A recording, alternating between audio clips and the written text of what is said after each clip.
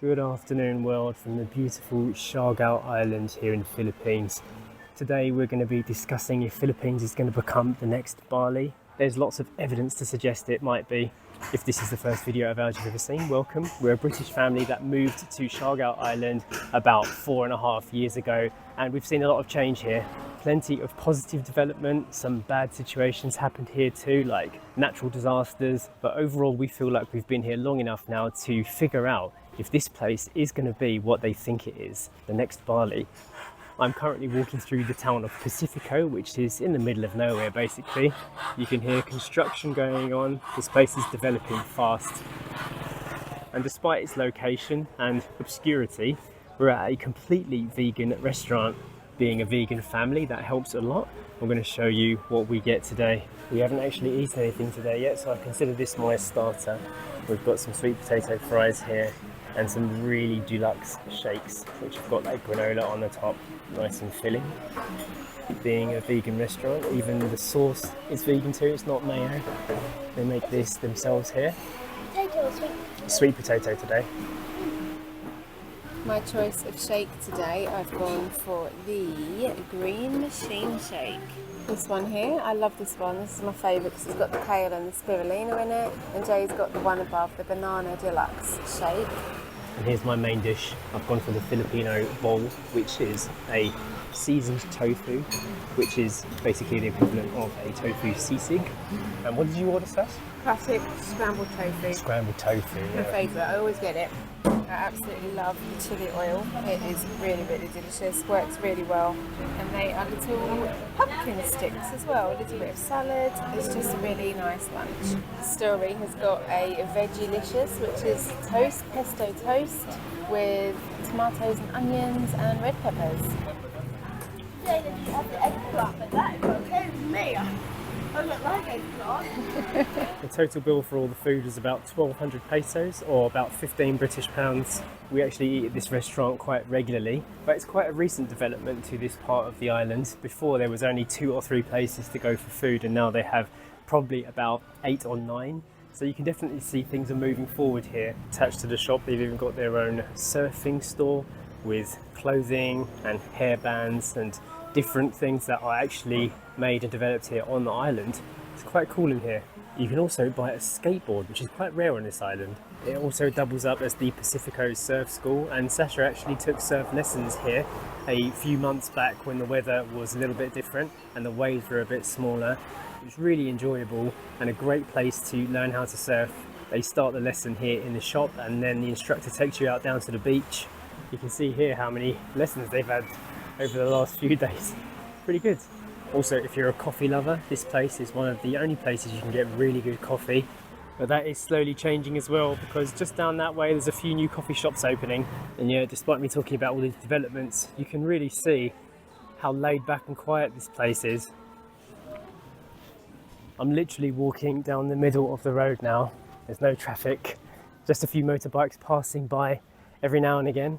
If you compare that to what it's like in Bali these days, it's a complete contrast. And I find that a lot of the travellers that are coming through here now, they are looking for that peace and quiet.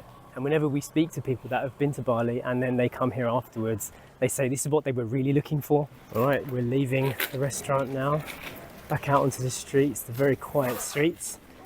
Definitely feels early to be here, like we've discovered Siargao before its time. We're going to take a very quick walk down to the beach now to have a look at the beautiful view. This is one of our favourite beaches on the whole island, and you'll see why. These incredible flowers. It's just the local streets here, people's homes. You can get some laundry down here. Hi, sweet doggy. Do you do the laundry? It's only 200 pesos per kilo. Just reaching the end of the road now. These are the kinds of accommodations you'll find here. This Aloha beach house, you can actually rent it on Airbnb. And check this out. We've got a tiny little dip pool here overlooking the sea. Again, this place is recently made. It wasn't that long ago they were still constructing this, and now it's complete. Things pop up fast here, and now out onto the beautiful, beautiful beach. It's incredible, picture perfect scenery. It's also one of the cleanest beaches on the island too, because Pacifico is well populated with travelling tourists. They do a lot of clean-up drives here The local kids come out and pick up all the plastic so the surfing breaks aren't destroyed. You still see a bit of waste here and there, but this isn't as bad as some of the other beaches on the island and around the Philippines. Look at that paradise. My daughter has this entire stretch of beach to herself. How can that be? Such an area of outstanding beauty. And there's no one else here but us.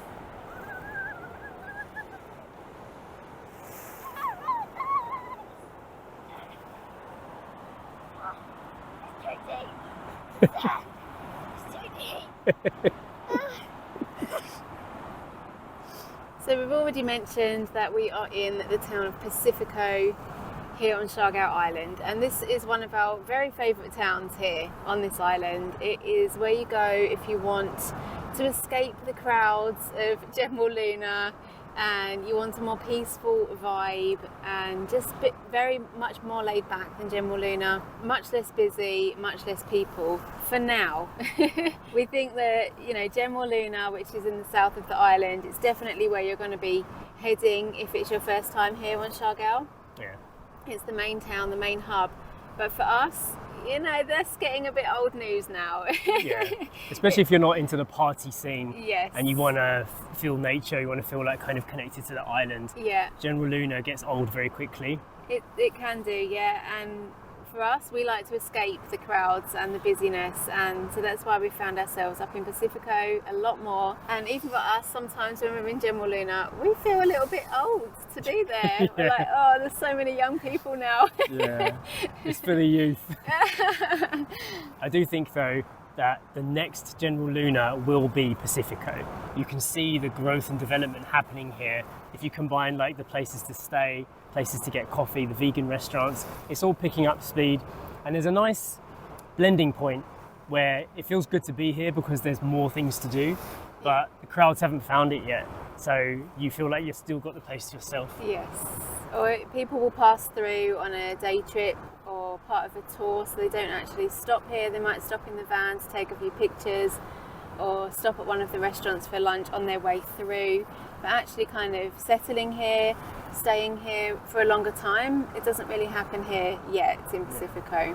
What's also nice is that while we've been living here for quite some time, we've discovered quite a few other families round about our age that have kids that are Story's age, and we've made good friendships with them. So there's also a family community here of like-minded people. So it's not just your tourists and your digital nomads, you've also got like-minded millennials like us that have decided they want to live a little bit off the grid and they want to stay a little bit outside of the party zone and just make a peaceful, quiet life. And Pacifico and around this area is a good place to do that. Some of the travellers and the digital nomads that pass through here that have come from Bali have said to us this is definitely feeling like the new Bali for them. They've gone there looking for this and found it to be a lot more intense, a lot more people. It's more about kind of networking and nightlife than it was before in the past.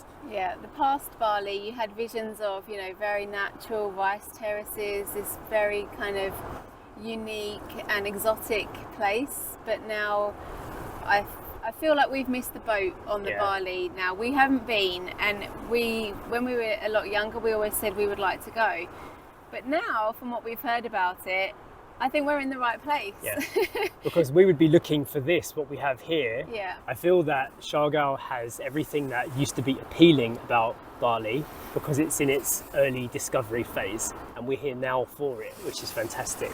I do think there's a long way to go though before Siargao Island catches up with the, you know, massive tourism of Bali, and hopefully it will take a long time because we don't actually want it to turn into a Bali-like place, but it's got all the elements, I feel, and we have seen a big wave of digital nomads coming here, leaving their home countries, leaving their jobs to come here for a longer time, you know, than your average holiday. People setting up for months at a time, a year even, to come and work here and set up as a digital nomad and experience a different way of life. When they release the digital nomad visa here properly, that's going to change the speed at which we get people flooding through here. definitely will make things easier because it's not that simple to stay long term as a digital nomad right now, but they're working on that. So there is actually a bit of a downside, which could be a bit surprising if you've never been to the Philippines before, especially Siargao Island. And that downside, compared to some other Asian countries, is the cost of actually being here and travelling here, day-to-day living here. It's actually a lot more expensive than what people would associate with Asia or your typical tourist destinations like Thailand or Vietnam, Bali. The cost of food is high. The accommodation costs aren't ridiculously expensive, but at the same time, you don't really always get the standard that you pay for here.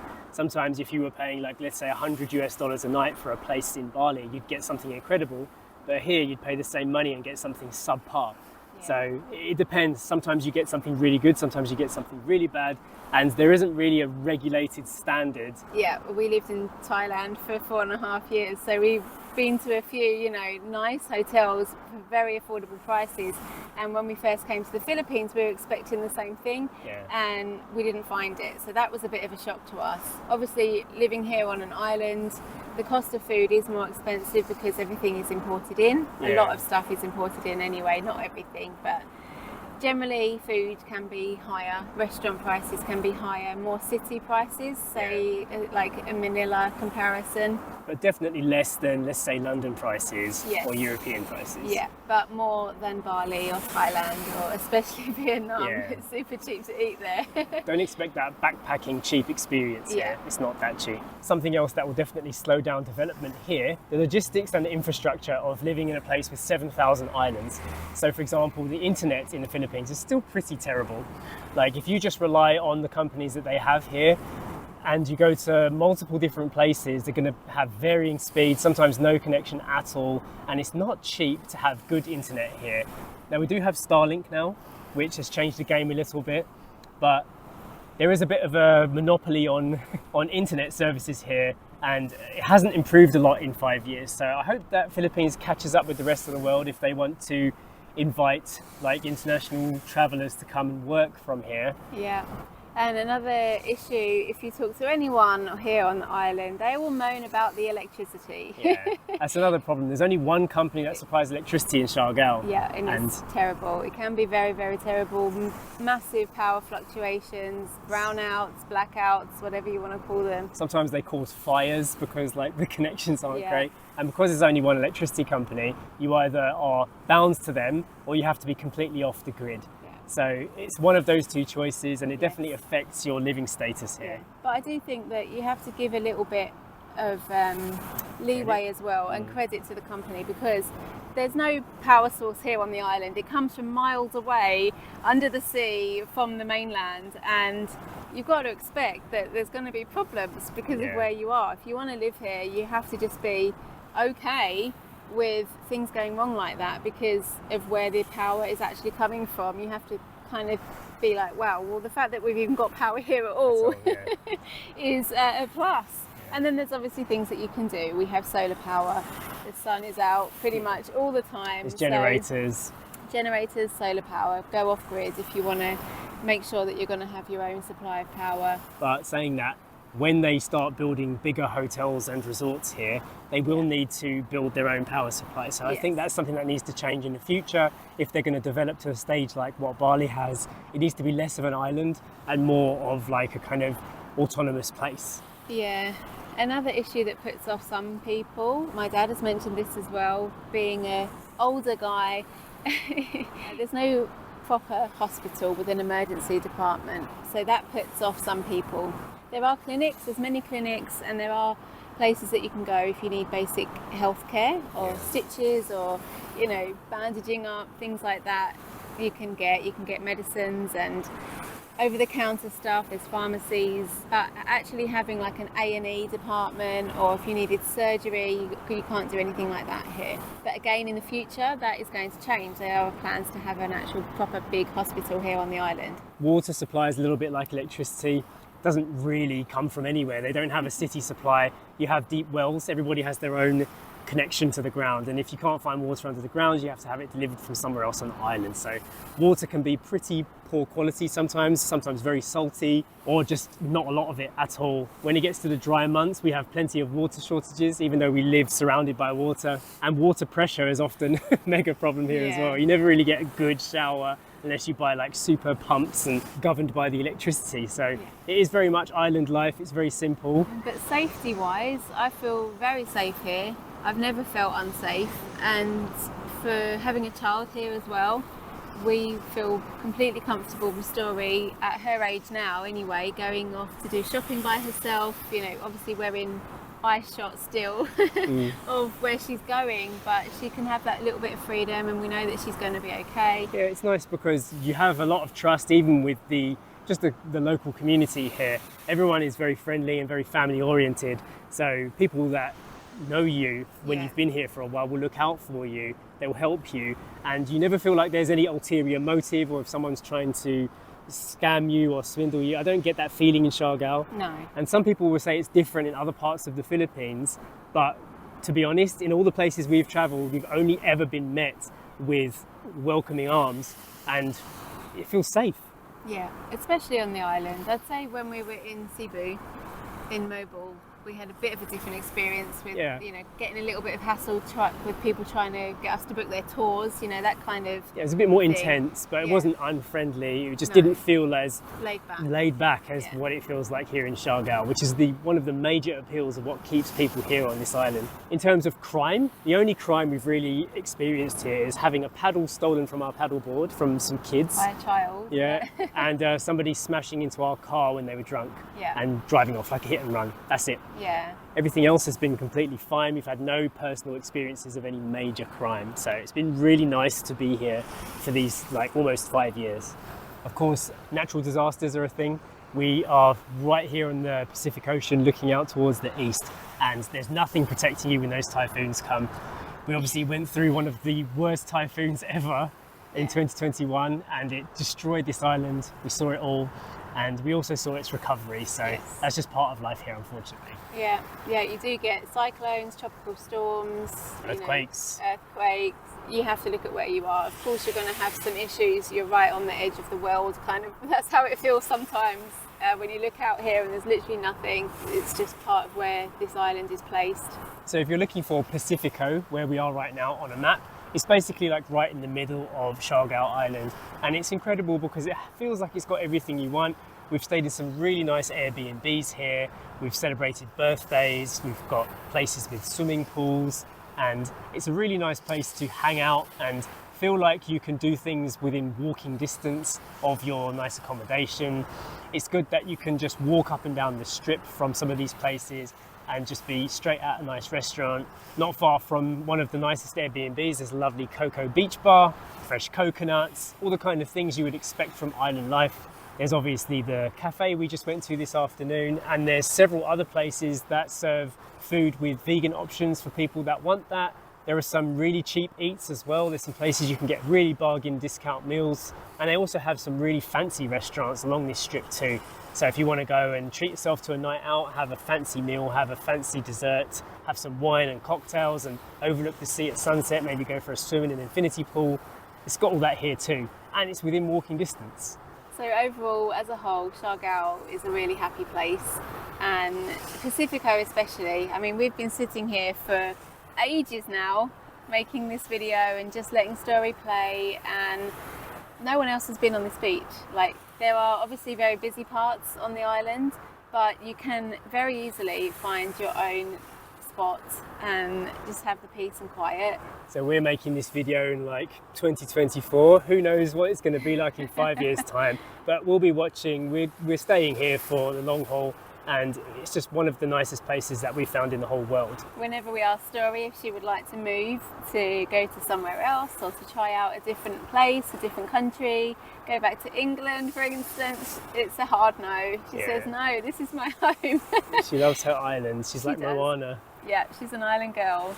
And of course, with anything, do your own research. If you are looking to come here or make a move or have a break from your life right now and you're looking at somewhere else to go, do your own research, listen to what we've said and take it on board, and who knows, we might see you on the island. Yeah. So we're going to end the video for today. We're going to do a quick shout out to one of our members, which is Gerard Padua, who's been a member for 15 months. Huge thank you to Gerard for supporting this channel, and we'll see you in the next one. Bye. Bye.